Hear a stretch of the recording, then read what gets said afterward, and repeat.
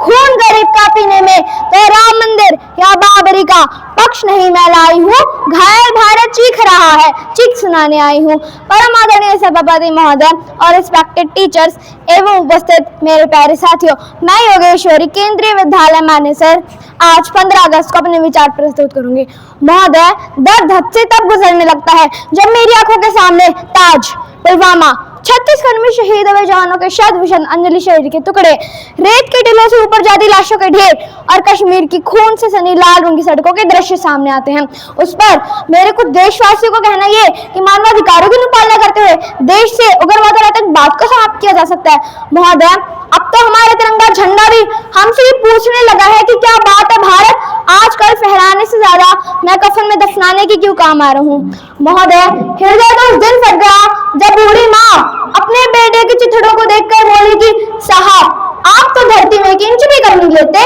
मैं आधा शरीर कैसे ले लूं। आज इन मानवाधिकारों के कारण इन आतंकियों की बंगलों की अंकाओं की नाक पर हंसती है और शहीद हमारे जवानों के आंगन तुलसी होती है। जब एक शहीद हुए जवान की विधवा की वेदना चीख चीख कर कहती है कि प्यार भी भरपूर गया, मां का सिंदूर गया, नली नली हालों की लंगोटियां चली गई, छोटी छोटी बेटियों की चोटियां चली गई और आपके लिए तो ये आदमी मरा है साहब, मेरे घर की तो रोटियां ही चली गई। महोदय, किसी भी युद्ध को जीतने के लिए पहल करना सबसे ज्यादा आवश्यक है, क्योंकि इतिहास गवाह है कि पहल करके बड़े बड़े युद्धों के परिणाम बदल गए हैं, परंतु आज मानवाधिकारों की अनुपालना करते हुए हमारे देश के जवान इस कदर बंधे हुए हैं कि अपनी ड्यूटी पे खड़े होकर भी वो आज पहल करने से डरते हैं, क्योंकि महोदय भविष्य में उन्हें कटघरे में खड़े होने का डर सता रहा होता है। वो जानते हैं कि एक उग्रवादी के राइफल से निकलने वाली गोली को तय करना पड़े या ना पड़े कि वो किसे लगेगी, लेकिन हमारी राइफल से निकलने वाले हर गोली को ये निर्णय लेना पड़ता है कि चाहे वो किसी निर्दोष को लगे, दोषी को लगे,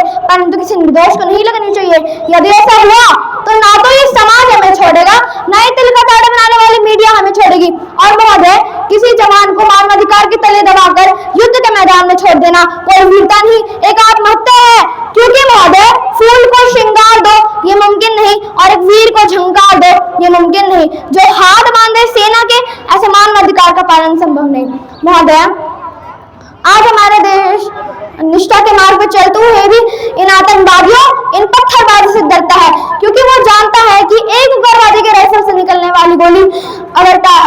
हमारी राइफल से निकलने वाली गोली अगर टारगेट को हिट नहीं भी करेगी तो भी 400 मीटर तक जाएगी, और यदि इस बीच वो किसी निर्दोष को लग गई तो महोदय हमें अपनी नौकरी से हाथ तक धोना पड़ सकता है। और अपनी नौकरी को बचाने की खातिर एक जवान आज ये सोचता है कि चाहे सांप मरे या ना मरे, परंतु लाठी नहीं टूटनी चाहिए, क्योंकि आज हमारे देश के हालात कुछ ऐसे हो गए हैं कि चिरागों को हवाओं में उछाला जा रहा है, हवाओं पर विरोध डाला जा रहा है। अरे हम ही तो बुनियाद है अंतरिक्ष सुरक्षा की, और आज हमें ही नौकरी से निकाला जा रहा है। तब पुलवामा में 44 जवान शहीद हुए, छत्तीसगढ़ में 76 जवान शहीद हुए, तो कोई भी मानवाधिकार की दुहाई देने वाला हमारे पक्ष में आगे खड़ा नहीं हुआ। परंतु तब जैनियों विश्वविद्यालय में एक देशद्रोही द्वारा भारत तेरे टुकड़े होंगे, अब जब हम शर्मिंदा जैसे देशद्रोही नारे लगते हैं तो सारे मानवाधिकार के ज्ञाता उनके पक्ष में खड़े हो जाते हैं। तभी तो क्या कहा था देशद्रोही ने कि तुम एक अफजल को मारोगे हर घर से अफजल निकलेगा, तो मैं भारत की बेटी अपनी भारतीय सेना की तरफ से आज ऐलान करती हूँ कि उस घर में घुसकर मारेंगे जिस घर से अफजल निकलेगा, वो कोक नहीं पलने देंगे जिस कोक से अफजल निकलेगा। उठो देश के वीर जवानों, तुम सिंह बनकर दहाड़ दो और एक तिरंगा झंडा उस कन्हैया के सीने में गाड़ दो। महोदय, अंत में मैं अपनी वाणी को विराम की ओर ले जाते हुए सिर्फ इतना ही कहना चाहूंगी कि मुझे अफसोस है अपने देश के नई प्रक्रिया पर, जहाँ आज भी रात के 12 बजे अजमल का साज जैसे आतंकी के लिए सर्वोच्च न्यायालय के दरवाजे खोल दिए जाते हैं। ऐसे देश से मानवाधिकारों की अनुपालना करते आतंकवाद और उग्रवाद से कभी नहीं निपटा जा सकता। मानवाधिकार के नाम की दुहाइयां देने वालों, सीमा पर लड़ा नहीं जाता, चरखों के शोलों के आगे रामायण पढ़ी नहीं जाती, सीमा पर गोलों के आगे धरती के घोर घुआसे को एक सूरज ही हार सकता है, क्योंकि एटम बम से रक्षा कबल एटम बम नहीं कर सकता है। जय हिंद, जय भारत।